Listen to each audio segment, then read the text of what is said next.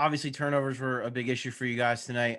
What do you think? What did you see out there as far as you personally, and then with the team? What kind of went wrong there? There was just too many stretches where we weren't locked in offensively and defensively. But it started on the defensive end. We didn't really change too much up for them to give them different looks. Uh, Too many easy buckets. Weren't physical enough, and that's how they play. They hit us first. Thank Next up, Austin Crow. Hey Ben, so tonight you played a little bit of small ball five. In that role, does your mindset change at all in terms of like what your job is on the floor? To an extent, I got to just get in my positions for the plays, whatever we're in. Continue to be a lead on the floor, move the ball, but still be aggressive, still attack. If I get a rebound, push it, try to find my guys. Next up, Kai Carlin. Hey Ben.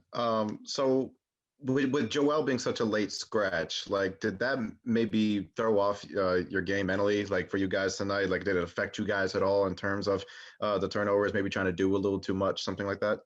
It could have played into it. But at the end of the day, he was not there. We were on the floor.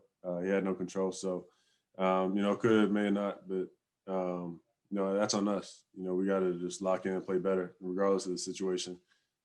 Yeah. Thank you. Go to Rich Hoffman next. Hey, Ben, when you say you didn't switch things up defensively, do you mean like pick and roll coverage? What do you mean by that?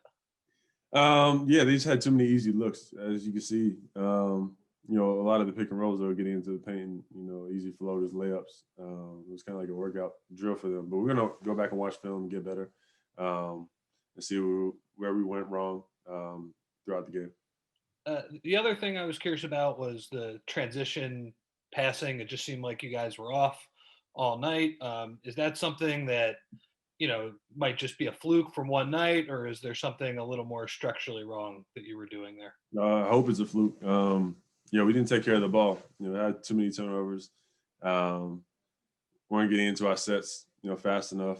A little unorganized, but we're gonna go back and watch the film and get better as a team. Great. Looks like that's everything. Thanks, Ben. Appreciate it. Hey, what's up, Coach? How you doing? It's Eric Weir from ESPN. What's up, Eric? Obviously, I know it was a tough loss tonight, but I was just wondering, did you have any updates on Joel Embiid at all? No, he was actually planning on going, and he went out on the floor, and he had some stiffness in his back, and we just thought, why chance it this early in the season? So it's nothing really to be too serious. Nothing to be concerned about. Okay. Paul Hudrick, you're up next.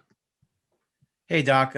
Obviously, turnovers were a big issue for you tonight. Yeah. With Ben, is there sometimes where he drives where maybe you think it would be a better play where he would maybe just go strong to the basket as opposed to maybe just trying to find like that one play particular to Tobias where he kind of just tried to dump it off real close to the basket? I didn't think that was Ben's fault, though. I thought the spacing was bad, So I thought it was as much spacing as making the extra pass. But Ben clearly didn't have a great passing night either. But I thought that was a little bit of both. I want him to attack the basket, but also want him to make plays. And I think you have to have a good balance on doing both.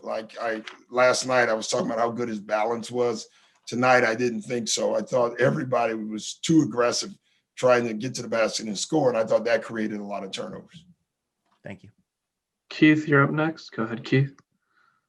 Doc, how much do you think Joel not playing contributed to the way the guys played? Yeah, Keith, I never know the answer to that because I'm not smart enough to get any of those guys' heads. It always affects you a little bit because we assumed he was playing, and it was a late scratch. So late that we couldn't even add the extra big. So when that happens, you still got to be able to play and get through it. There's no excuses for that to affect your team. It's going to happen all year with guys. Guys think they can go out. We wait, and then they tell us they can't. Joel won't be the only one. And so somebody else has to step up. I didn't think we stepped up today at all. Oh, what happened to Furkan? Is he okay? And Not what sure. I mean, I'll probably know more tomorrow. I don't even want to guess on it. So, I'm just not sure. And the last question, it just seems like consistency. I know we talked about that beforehand, but you look at your shooters, they've been hot and cold these 3 games. That's okay. They just got to keep shooting. I don't think we have great rhythm yet. So I'm really not that concerned about that. It's 3 games and we've won 2 of them. I'll take the wins. We didn't play well tonight. I'll take that loss. Thanks. Let's go to Serge Kumas. Go ahead, Serge. Hey, my question was answered. It was about Furkan, so it was answered. Okay, thanks, Serge. Thanks, Rob. Yep. Noah Levick, you're next. Hey, Doc. I was just wondering about the decision to turn away from Tony Bradley and go with, the small ball lineup. Yeah, we were just reaching for straws. Sometimes your team is struggling. I thought Tony really struggled in the first half, more with the concepts. And so at times, when you're a coach, you make a decision. Let's see if we can change the tempo of the game by putting Mike Scott in to stretch the floor. The problem was our passing was so poor tonight, but that we couldn't take advantage of it, so. Thanks.